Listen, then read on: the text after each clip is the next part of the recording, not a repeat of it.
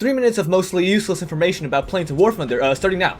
Did you know that different maps have different climates? The air is denser on colder maps, while the opposite is true on hotter maps. This affects everything from wing rip speed to the performance of missiles. For example, the MiG-21 will rip at a lower true airspeed on winter maps.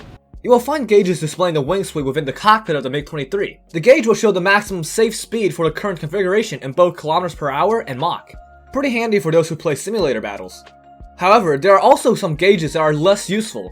Some modern planes are equipped with G meters, which can measure the current G load. Some more advanced version can even show the maximum G load sustained in a sortie. Surprisingly, the BTD-1 from World War II is also fitted with it.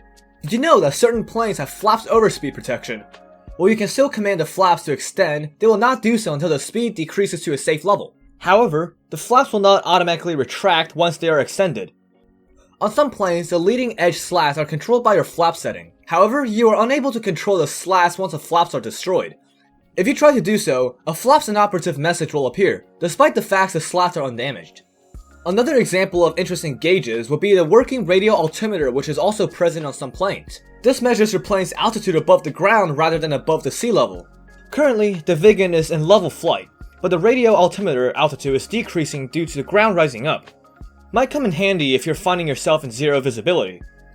Most modifications are relatively straightforward and do what is said in their description, but the Italian F-104G is rather different. When installing the flare and chaff, the ammo for his AM61 Vulcan increases from 725 to 750 rounds.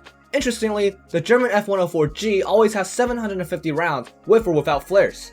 While on the topic of starfighters, did you know that the F-104C, F-104S, and both of the F-104Gs can release their bombs while going supersonic? There's only a handful of planes that are actually capable of dropping unguided bombs while travelling above Mach 1. I'm actually pretty curious to know which planes can drop going that fast, so if you know of any, please do leave a comment. AAMs can track anything hot. Typically this includes jet engines, flares, other missiles, and the sun.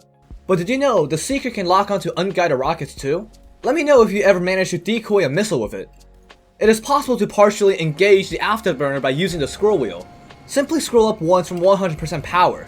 This method provides less power when compared to engaging the afterburner normally, but a partial engagement uses significantly less fuel, allowing you to stay in combat for just that little bit longer. I initially thought that was Gaijin's attempt to simulate a two-stage afterburner, as initially I discovered it while flying the MiG-21.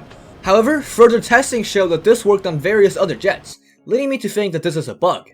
If you like interesting facts, you'll want to check out how War Thunder's MiG-21 differs from real life.